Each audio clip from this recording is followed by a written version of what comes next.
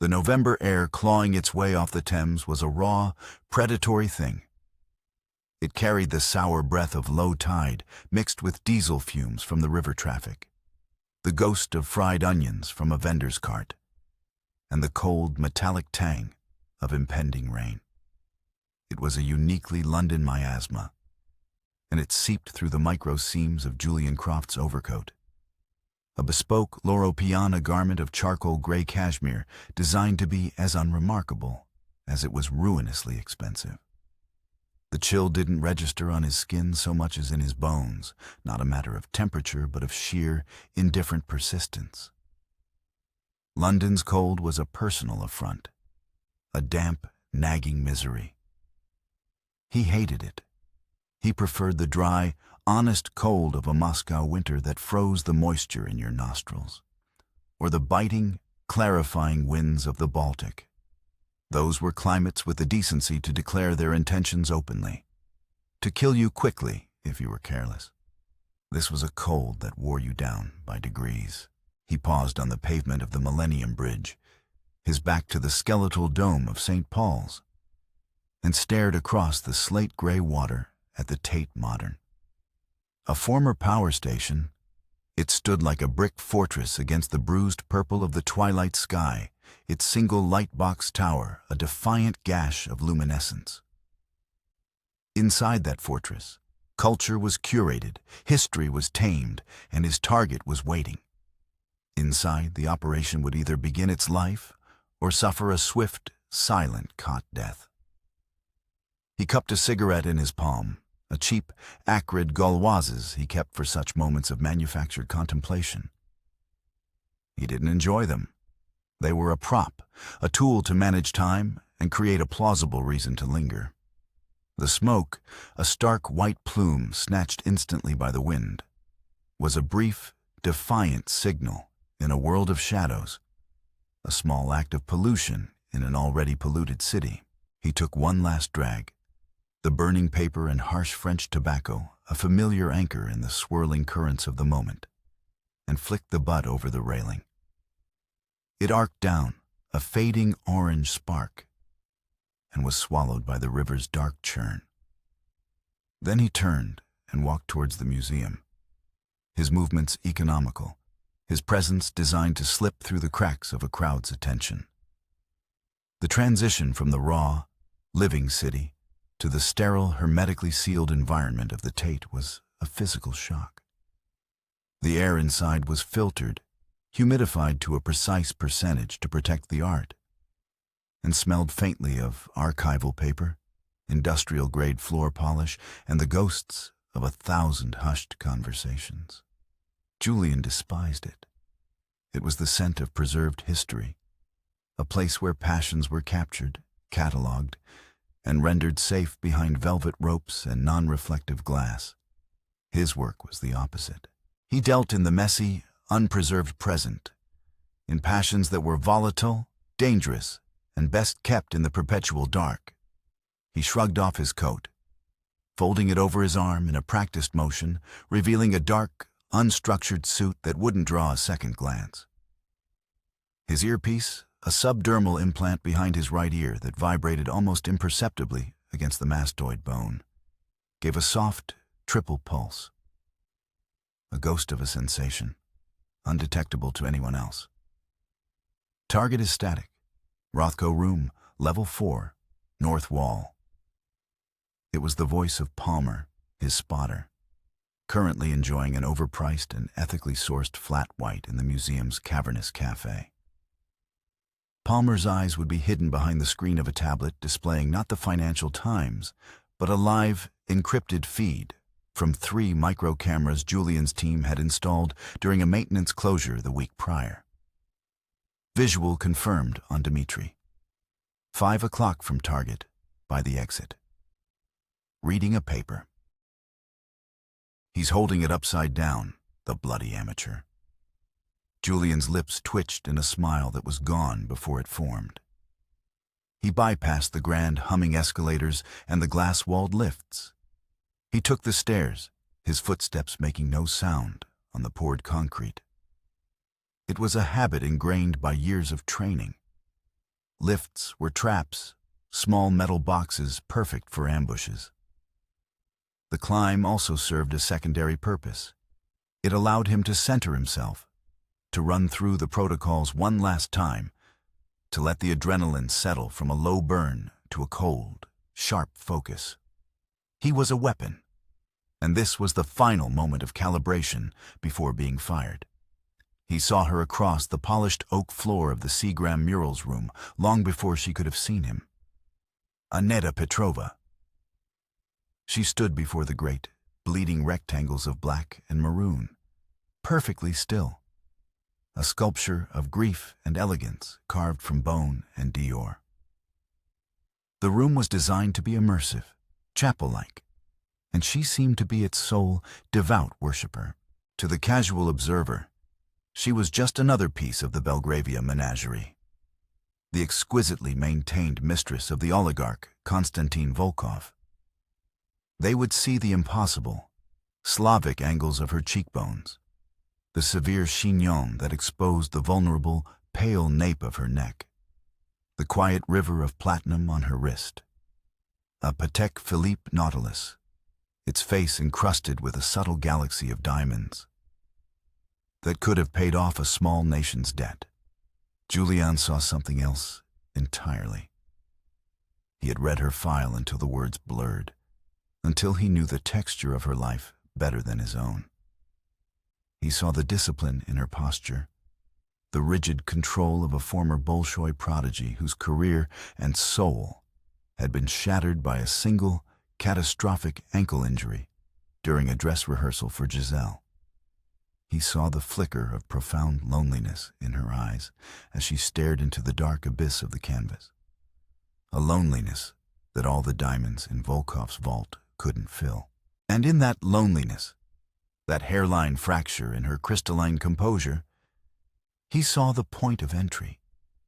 Konstantin Volkov was more than just a billionaire with a penchant for broken ballet dancers and brutalist mansions on the Côte d'Azur. He was a node, a central server in the Kremlin's shadow network of global influence. His shipping companies laundered money that funded assassinations in European capitals. His logistics networks moved materiel for proxy wars in Africa and the Middle East. His private servers, housed in a nuclear-proof bunker beneath his Surrey estate, hosted the compromat that kept Western politicians compliant and pliable. Volkov was, in the precise, bloodless parlance of MI6's Russia desk, a Tier 1 hostile actor.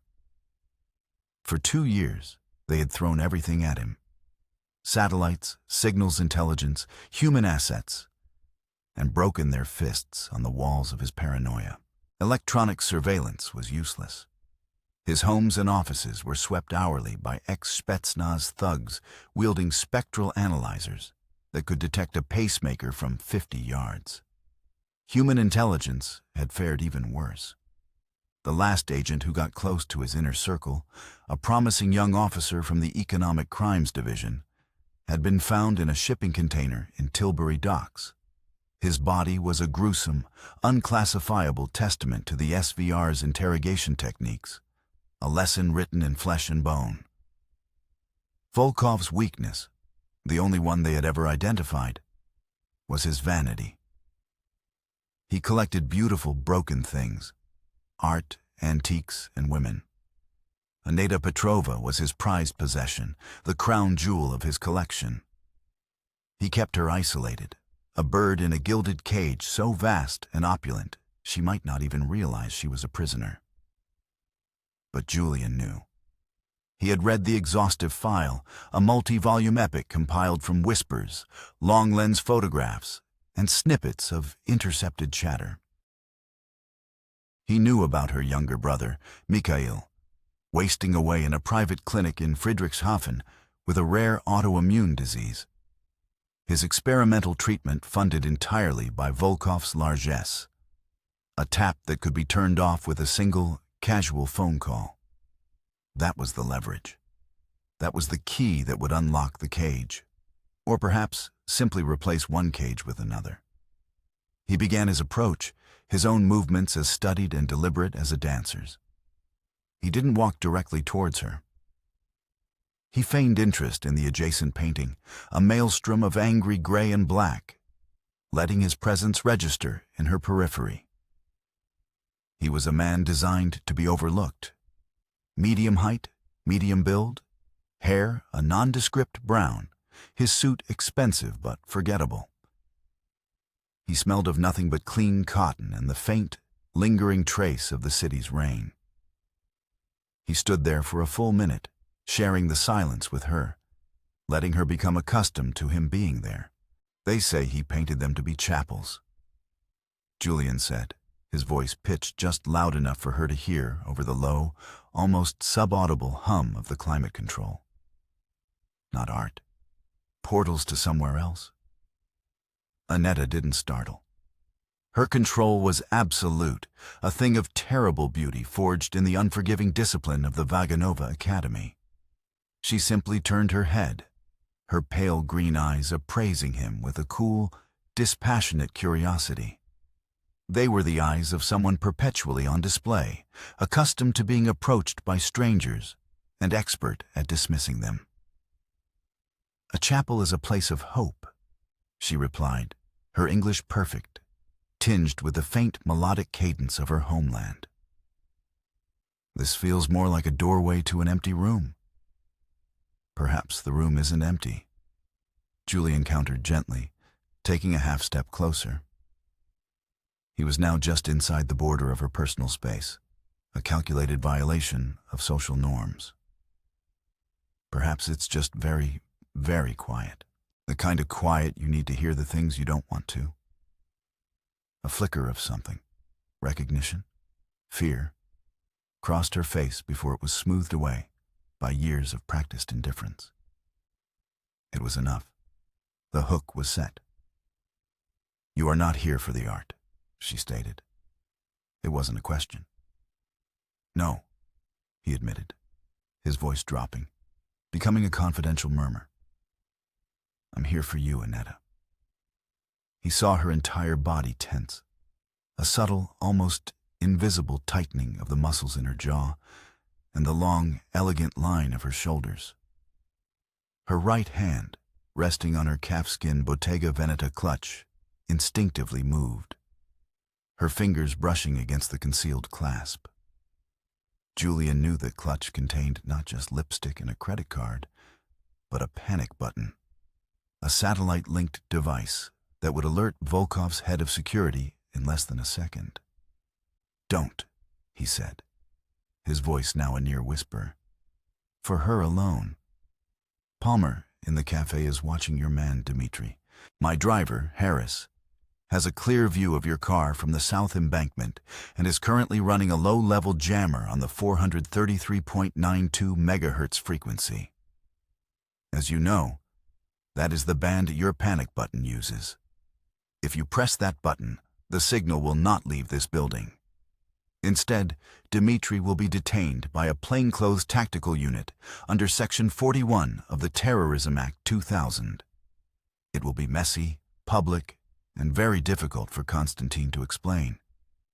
He doesn't like things he can't explain." Her bloodless lips parted slightly. The carefully constructed mask of serene indifference was gone, flaking away to reveal a raw, primal fear. This was the moment of schism, the instant her world cleaved in two, the before and the terrifying, unknown after. "Who are you?" "My name is Julian, and I'm here to offer you a way out. Not just for you, for Mikhail." The name landed like a physical blow. Her composure shattered completely. He saw the tears well, hot and sudden, in her wide eyes, but her iron discipline held them back. She was a dam holding back an ocean of terror, and the cracks were beginning to show. "What do you want?" she breathed, her voice ragged, stripped of its melodic quality. "A conversation. Somewhere the walls don't have ears. There's a black Jaguar XJ waiting at the north entrance. You have 60 seconds to decide. After that, this offer evaporates, and we will be forced to explore less cooperative avenues." He gave her a small, sad smile that didn't reach his eyes. "Please don't make us do that, Annetta. It would be unpleasant for everyone, especially for your brother." He turned and walked away, without looking back. The sound of his leather-soled locs a steady, unhurried rhythm on the polished floor. He didn't need to look back. He knew she would follow. The fear for herself was a motivator, but the fear for her brother was an anchor chain, and he had just pulled it taut. The safe house was a bland, anonymous flat in a Pimlico mansion block, chosen for its multiple escape routes and its utter forgettability. It smelled of stale air, faint anxiety, and the sharp, lemon-scented disinfectant the service cleaning crews used to erase any trace of their presence. Annetta sat on a cheap, oatmeal-colored sofa, her posture still ramrod straight, a teacup filled with a now cold liquid clutched in her hands. She hadn't touched it. She had been silent for the entire journey, a statue of shock, her mind clearly racing, processing the violent intrusion of this new reality into her carefully managed existence. Julian sat opposite her in a worn armchair.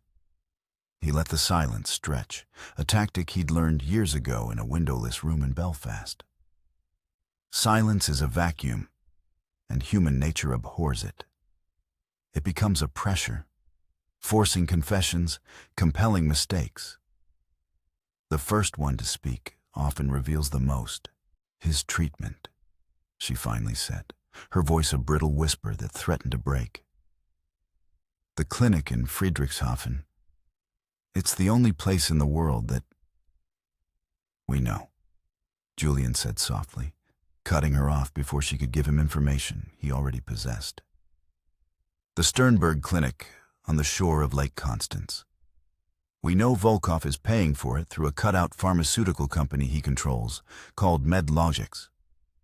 We also know the lead doctor, Klaus Richter, has received not-so-subtle threats against his family in Dresden. If Volkov gives the word, the experimental treatment stops. Mikhail's file gets lost in a server migration. He's sent back to a state hospital in Russia, where he'll be lucky to last 6 months on substandard medication." He watched her absorb the cold, brutal facts. She was intelligent.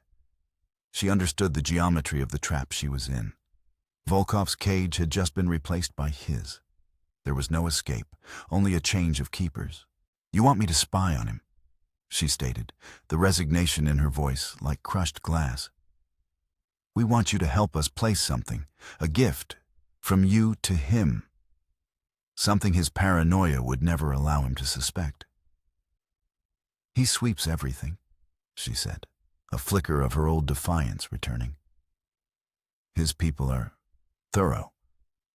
Dmitri once had them dismantle a Fabergé egg because he thought it had a transmitter. They were wrong." The memory seemed to chill her to the bone. "This is different," Julian assured her. "This isn't a transmitter. Not in the conventional sense. It has no power source, no battery, no active circuitry that would show up on a standard sweep with a non-linear junction detector. It's passive, completely inert." He slid a small, velvet-lined box across the cheap coffee table. Annetta stared at it as if it were a venomous snake. Her hand trembled slightly as she reached out and opened it. Inside, nestled on a bed of black silk, was a fountain pen. It was a masterpiece of engineering and design, its barrel crafted from a dark, swirling resin that looked like a captured galaxy. The clip and rings were solid platinum. It was the kind of ostentatious, obscenely expensive bauble Volkov adored. "It's beautiful," she whispered, almost against her will. "A bespoke commission from a small artisan in Geneva. We have the receipts, the provenance. It's clean. The magic," Julian explained, leaning forward, his voice dropping into a conspiratorial register, "is in the nib."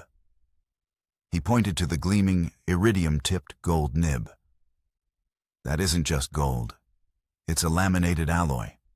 A core of 18-karat gold, yes, but fused with a micro-thin layer of a piezoelectric polymer. It's designed to resonate at a specific microwave frequency when excited by an external source. The ambient vibrations in the air from human speech, from Volkov's voice, cause infinitesimal changes in the nib's resonance. It subtly modulates the reflected RF signal. To a sweeper, it's just background noise, RF scatter from the city. To our listening post across the street, tuned to that exact resonant frequency with a cryo-cooled amplifier and a phased array antenna, it's a crystal-clear microphone. Annetta stared at the pen, her mind struggling to grasp the physics, the sheer audacity of it. Acoustic parasitics, she murmured, a term she must have overheard from Volkov's paranoid security briefings. Julian nodded, impressed. Precisely. He's looking for a bug. We're giving him a tuning fork. Where would I put it? On his desk, in his private study. He has a pen stand, a heavy marble thing, next to his blotter. You will give it to him as a gift. An anniversary, perhaps. For the day he discovered you. He is a sentimental monster. He will appreciate the gesture. You will tell him you want him to use it to sign his most important deals. You will place it in the stand yourself. The study, the one room in the entire mansion she had only ever been in twice. It was Volkov's holy of holies, the chamber where he conducted his darkest business. It was protected by a pressure-sensitive floor, infrared sensors, and a door made of reinforced steel that could withstand a satchel charge. I can't just walk in there, she said, panic rising in her voice. He never takes me there. You will, Julian said with unnerving certainty. On the night of his birthday party in 2 weeks. The house will be full of guests. The security systems will be partially deactivated to accommodate them. You will find a reason to draw him away for a private moment, a lover's plea, a moment of intimacy.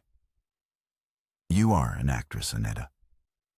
You have been playing a part for 3 years. This is simply one more scene.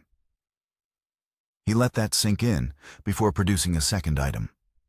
A simple, elegant white USB-C cable, the kind used to charge a high-end smartphone.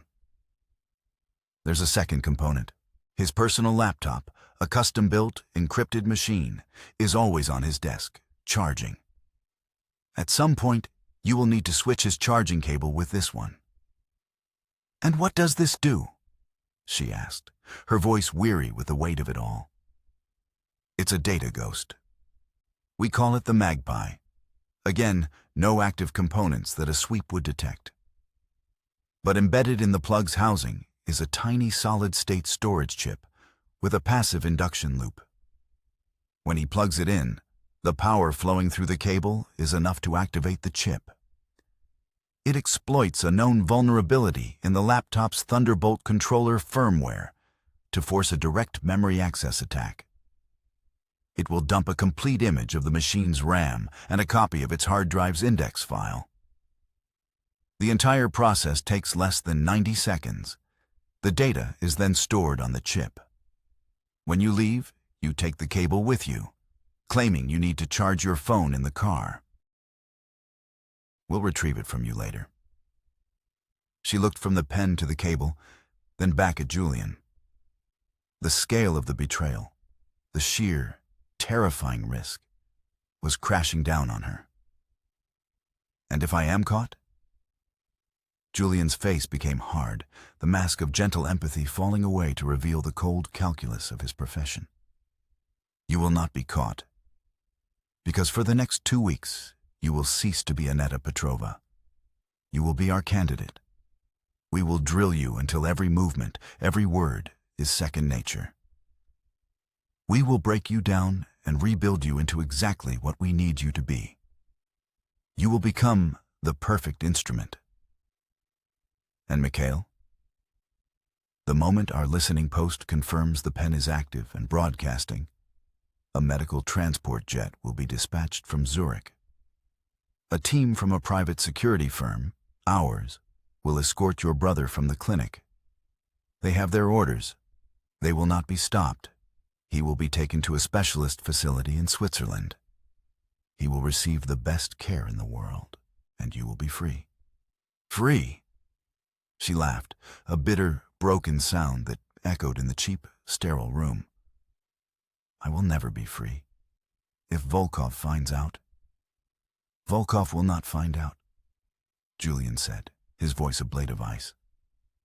Because if he ever suspects you, if your life is ever in danger, we will eliminate him. Make no mistake, Annetta. We are not asking you to do this. We are telling you. You are our asset now. Your life as you knew it ended the moment I spoke to you in that gallery. The training began, and the next day, Annetta was moved to a different safe house, a sprawling, isolated estate in the Scottish Highlands. The fresh air and stark, brutalist beauty of the landscape were a cruel joke, a reminder of a freedom she no longer possessed. Her days were a relentless cycle of psychological conditioning, technical rehearsals, and emotional manipulation, all conducted under a sky the color of slate. Her primary instructor was Julian, but he was joined by a team of specialists. There was Finch, a gaunt, perpetually unimpressed man from Q Branch with ink stains on his fingers and the patient air of a watchmaker. He drilled her on the technical aspects. He made her practice placing the pen 1,000 times on a perfect replica of Volkov's desk, until the movement was as fluid and unconscious as a ballerina's plie. He taught her how to swap the USB cables in under 3 seconds, using misdirection, a feigned stumble, a distracting comment. Every session was filmed from multiple angles and analyzed. No, no, no. Finch would snap, his voice like grinding gears as he replayed a video in slow motion. Your hand hesitated for 1/10 of a second. A tremor. See it? Volkov's man, Dmitri, he watches hands. He was SVR. They're taught to look for tells in the extremities. Again. Then there was Dr. Eris Thorne, a psychologist who specialized in asset handling, a man with a calm, sonorous voice and eyes that seemed to see right through her. His job was to fortify her mind. He taught her mnemonic techniques to create a cathedral of memory, a vast internal landscape where she could hide her true thoughts, a sanctuary against interrogation or a polygraph. The machine doesn't detect lies, Annetta, Thorne explained during one of their sessions, the scent of Earl Grey tea hanging between them. It detects physiological stress, your heart rate, your galvanic skin response. The trick is not to lie, but to control the response. When they ask you a baseline question like, "Is your name Annetta Petrova?" you will mentally pinch yourself. You will access a painful memory, the snap of your ankle, the doctor's face telling you your career was over. You will associate truth with pain and stress. Then, when they ask the real question, "Are you working for a foreign intelligence service?" you will retreat to your cathedral. You will walk through its quiet halls, admire its stained glass windows, and feel nothing. Your body's response will be flat. The lie will register as truth. She spent hours with Thorne, building her cathedral brick by mental brick, populating it with memories, both real and fabricated, until it felt more real than the Scottish safe house. She learned to disassociate, to bifurcate her own mind. There was Anita, the terrified woman, the reluctant spy. And there was Anita, the asset, the cool, detached performer whose only goal was the success of the mission. Julian's training was the most difficult. He played the role of Volkov. He would interrogate her for hours in a room identical to the Oligarch's study, switching from saccharine affection to volcanic rage in an instant, mirroring the oligarch's notorious volatility. He pushed her, provoked her, searched for weaknesses in her emotional armor. He would bring up Mikhail, using her love for her brother as a weapon, twisting it, testing her resolve. "He's weak, Annetta," he would snarl, his face inches from hers, smelling of coffee and something cold and metallic, like you. "You think this little game will save him? I own him. I own his doctors. I can have his medicine replaced with saline. I can have him suffocate in his own bed, and you will never know if it was the disease or me." The first time he did it, she broke. She collapsed into sobs, a storm of grief and terror that left her hollowed out. Julian watched her without a flicker of emotion, his stopwatch clicking softly in his hand. "Get up," he said coldly. "Crying is a luxury you can no longer afford. On the night of the party, your fear will be a scent in the air, and Volkov is a shark who will smell it. We do it again." Slowly, painfully, she learned. She learned to wall off her heart. She learned to use Volkov's own manipulative tactics against him. She perfected the art of the devoted mistress, the loving supplicant whose only desire was his happiness. The performance became her reality. The mask began to fuse to her skin. 2 days before the party, they moved her to a final staging flat in Knightsbridge, overlooking Hyde Park. The tension was a physical presence in the room. The mission was now live. Julian gave her the final briefing. "The listening post is operational. It's in a diplomatic residence directly opposite Volkov's mansion. We have line of sight to his study window. The team is the best we have. Once they get a signal from the pen, the extraction protocol for Mikhail begins. You will receive a single coded text message on a burner phone we will provide. The message will simply read, 'The Swan is in flight.' That's your confirmation." He handed her the velvet box with the real pen and the data ghost cable. They felt impossibly heavy in her hands, freighted with the weight of her future and her brother's life. "What about me?" she asked, her voice barely a whisper. "After? There will be a car waiting for you a block away. It will take you to a private airfield in Farnborough. By morning, you will be in a secure location. You will be given a new identity, a new life. You will be well compensated. You will be able to see your brother once he is stable." It sounded so simple, so clean. A transaction. But she knew it was a lie. There was no clean escape from a world like this. The blood and the fear would stain her forever. "Remember your training, Annetta," Julian said, his eyes meeting hers.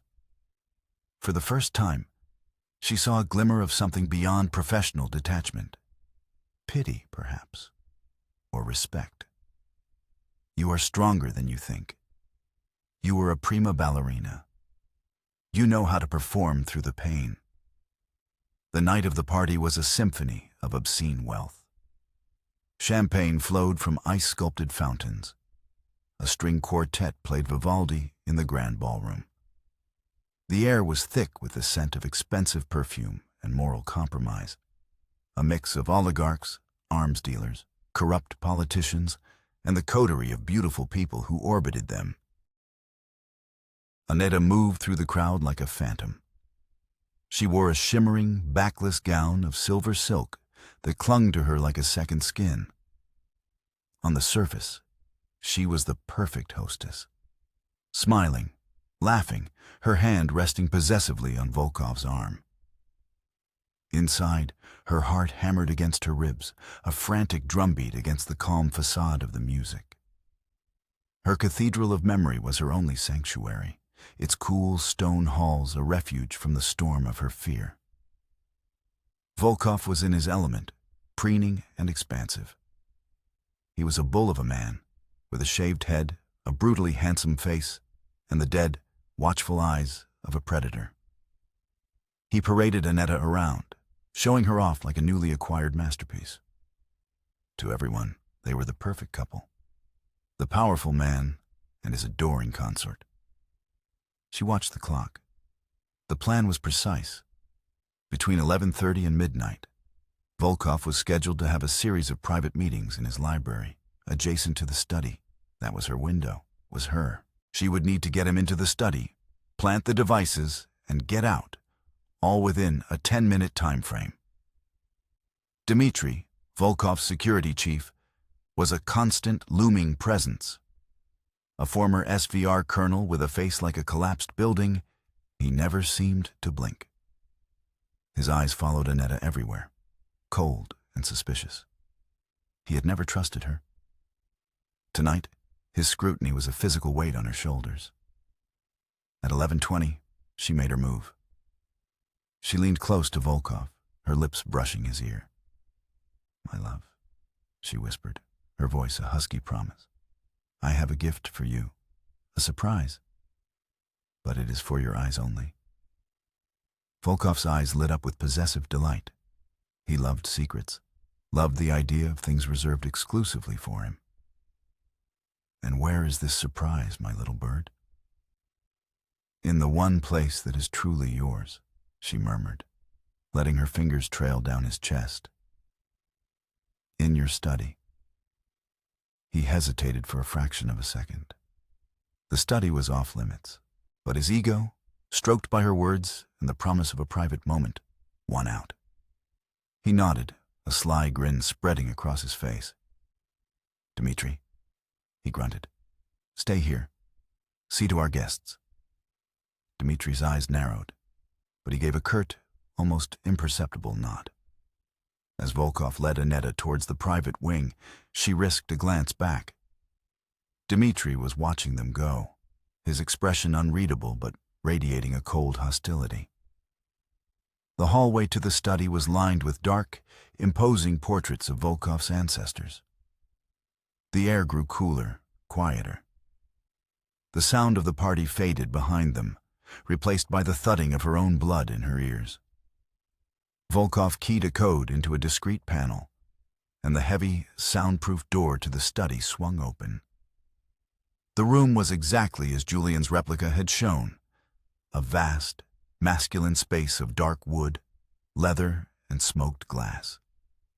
A huge mahogany desk dominated the room, its surface clear except for a leather blotter, a bank of secure phones, and the heavy marble pen stand.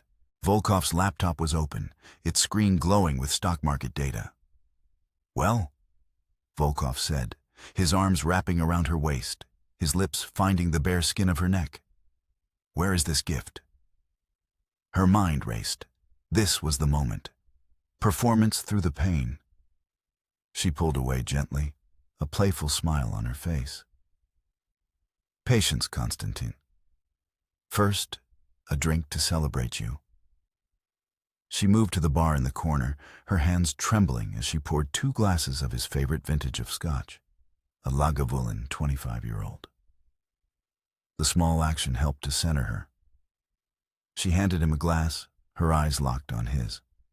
She had to control the space, control the timing. "You work so hard in this room," she said, her voice soft and admiring. "You build empires from this desk. I wanted to give you something worthy of it. Something to sign the documents that will shape the world." She retrieved the velvet box from her small clutch bag. Volkov's eyes gleamed with greed as he took it. He opened it, a low whistle of appreciation escaping his lips. "Annetta, this is magnificent." "Let me," she said, taking the pen from the box. Her fingers felt numb. She walked to the desk, her every movement calculated, rehearsed 1,000 times. She placed the pen, nib down, into one of the empty slots in the marble stand. The click as it settled into place was deafening in the silent room. 1 down, 1 to go. She turned back to him, her body a living, breathing piece of misdirection. "Do you like it?" she asked, walking towards him, her hips swaying almost imperceptibly. She deliberately let her shoulder brush against the corner of his laptop as she moved past it, a tiny, clumsy gesture. "Oh," she feigned, steadying herself against the desk. Her eyes widened in mock horror as she looked down. The laptop's charging cable had been knocked partially loose from its port. "Oh, Constantine, I am so sorry. I am so clumsy." "It is nothing," he grunted, his attention fixed on her, on the promise in her eyes. "No, let me fix it," she insisted. She knelt by the desk, her back to him, her body shielding her hands from his view. Her heart felt like it was going to explode. With one hand, she unplugged his existing cable. With the other, she pulled the Data Ghost cable from a hidden pocket in her dress. Her fingers were slick with sweat. The USB-C connector was reversible, a small mercy from Finch she was profoundly grateful for. She fumbled for the port. 3 seconds. That's what Finch had said. It felt like an eternity. Click. It was in. She stood up, a dazzling smile plastered on her face. There, all fixed. She walked to him, pressing her body against his, her lips finding his, a desperate, passionate kiss designed to occupy his every sense. He responded eagerly, his hands roaming over the silk of her dress. Over his shoulder, she could see the laptop. A tiny LED on the Magpie cable, no bigger than a grain of sand, was blinking rapidly. A frantic, silent conversation was taking place between the cable and the computer. 90 seconds. She had to keep him distracted. She deepened the kiss, her mind a screaming void of panic. 60 seconds left. 40. 30. This was the longest moment of her life. She could feel Dimitri's suspicion through the reinforced steel of the door. The tiny light on the cable stopped blinking. It was done. She pulled back from the kiss, breathing heavily. "Happy birthday, my love," she whispered. "Now, we should return to our guests. They will miss you." Volkov looked disappointed but nodded. "Later, my little bird," he promised. "Later, we will finish this." As he turned to the door, she moved back to the desk, her movements casual, fluid. "I just need my phone," she said breezily. "I think the battery is dying." She unplugged the Data Ghost cable, coiling it quickly and slipping it into her clutch. She replaced it with his original cable, which she had palmed. The entire sequence took less than 5 seconds. He opened the door, and they stepped back into the hallway. The noise of the party washed over them again. As the study door clicked shut behind them, she felt a wave of dizziness, so intense she had to steady herself against the wall. "Are you all right?" Volkov asked, a flicker of concern in his eyes. "Just overwhelmed," she breathed, forcing a loving smile. "By my feelings for you." He chuckled, satisfied. The monster's ego was her shield. She endured another 20 minutes at the party, a lifetime of feigned smiles and empty chatter. Her burner phone, tucked into her clutch, vibrated. She slipped away to the powder room, her hands shaking so badly she could barely open the bag. She pulled out the phone. One new message. "The Swan is in flight." A sob of pure, unadulterated relief escaped her lips. Mikhail was safe. She had done it. Her own extraction was seamless. She feigned a headache, and Volkov, distracted by a fawning government minister, waved her away. She walked, not ran, out of the mansion, down the tree-lined street, to the waiting black car. The door opened, and she fell inside, the mask finally dissolving, the terror and exhaustion flooding in. Julian was sitting in the opposite seat. He said nothing, simply handed her a bottle of water. The debriefing was in another anonymous flat. She handed over the cable. Finch plugged it into a ruggedized terminal, and his fingers flew across the keyboard. After a few moments, he looked up at Julian and gave a single, sharp nod. Success. You did well, Annetta, Julian said. It was the highest praise she would ever receive from him. You'll be moved to the final location in the morning. Your new life awaits. For 2 weeks, she lived in a gilded cage of a different sort. A luxurious but isolated country home in the Cotswolds, attended by silent staff who were clearly service-minders. She waited. She watched the news, expecting to see reports of Volkov's arrest, the spectacular downfall of his empire. But there was nothing. Silence. Then, one evening, Julian appeared. He looked older, more tired than she had ever seen him. He didn't sit down. There's been a development, he said, his voice flat. Konstantin Volkov is dead. His yacht, the Kismet, exploded off the coast of Monaco 3 hours ago. The French authorities are calling it a gas leak. It wasn't. Annetta stared at him, her mind refusing to process the words. But the data?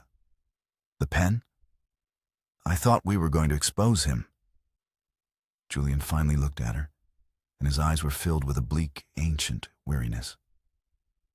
The mission parameters were not what you believed them to be, Annetta. We've been aware for some time that Volkov was in trouble. He'd made enemies within the Kremlin. A younger, more ruthless faction saw him as a relic of the old guard. They were planning to liquidate him and seize his assets. The SVR was closing in. He paused, letting the pieces fall into place in her mind. Volkov reached out to us 6 months ago. He wanted to defect. He offered us everything, his entire network, his data, his access, in exchange for extraction and a new life. Annetta felt the floor drop out from under her. Defect? She whispered, the single word a testament to her shattered reality. The problem was communication, Julian continued, his voice a monotone recitation of a failed operation. Every channel he had was compromised. He couldn't risk a direct approach. We needed a way to get a secure communication device and an exfiltration plan to him, something that could bypass his own security, who we suspected had already been turned by the SVR. Something or someone he would never suspect. Her blood ran cold. Me. The pen wasn't just a microphone, Annetta. It was a quantum-encrypted burst transmitter. It allowed him to talk to us directly, securely, from his own study. The data ghost cable you planted didn't just steal his data. It uploaded our extraction plan to a hidden partition on his laptop. The party was his last chance. We were supposed to pull him out a week from now. So, I wasn't trapping him, she said, the horrifying truth dawning on her. I was saving him. You were his only hope, Julian confirmed. But someone on his staff must have gotten suspicious.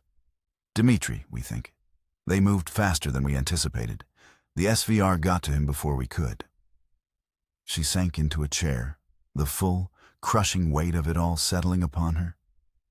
She hadn't been a weapon aimed at a monster. She had been a lifeline thrown to a drowning man, and she had arrived too late. The entire ordeal, the terror, the manipulation, the risk, it had all been for nothing. More than nothing. By opening the door for MI6, she had inadvertently signed Volkov's death warrant, accelerating the timeline of his enemies. And my brother? She asked, a new, terrible fear gripping her. Your brother is safe. That part was always true. He's responding well to the treatment, Julian said. The service honors its agreements. He placed a folder on the table in front of her. This is your new identity. Passport, bank accounts, a complete history. The woman known as Annetta Petrova ceased to exist the moment you stepped into my car. You are free to go. Or, he let the word hang in the air. Or what? You have a unique skill set now, Aneta. You've been trained. You've operated under extreme pressure and succeeded. People with your capabilities are rare and valuable. The world is full of men like Volkov. Some we need to stop. Some we need to save. The game never ends. There could be a place for you in it if you choose. She looked at the folder, then at Julian. She saw her reflection in the dead calm of his eyes. She had thought she was escaping a cage, but she had only traded one for another. The first was gilded, a prison of luxury and fear. This new one was built of shadows and secrets, a prison of knowledge and necessity. She thought of the Rothko painting, the doorway to the quiet, empty room. She finally understood. The room wasn't empty. It was full of ghosts. And now she was one of them. She had performed through the pain, just as he'd said. The problem was, she knew the performance would never be over.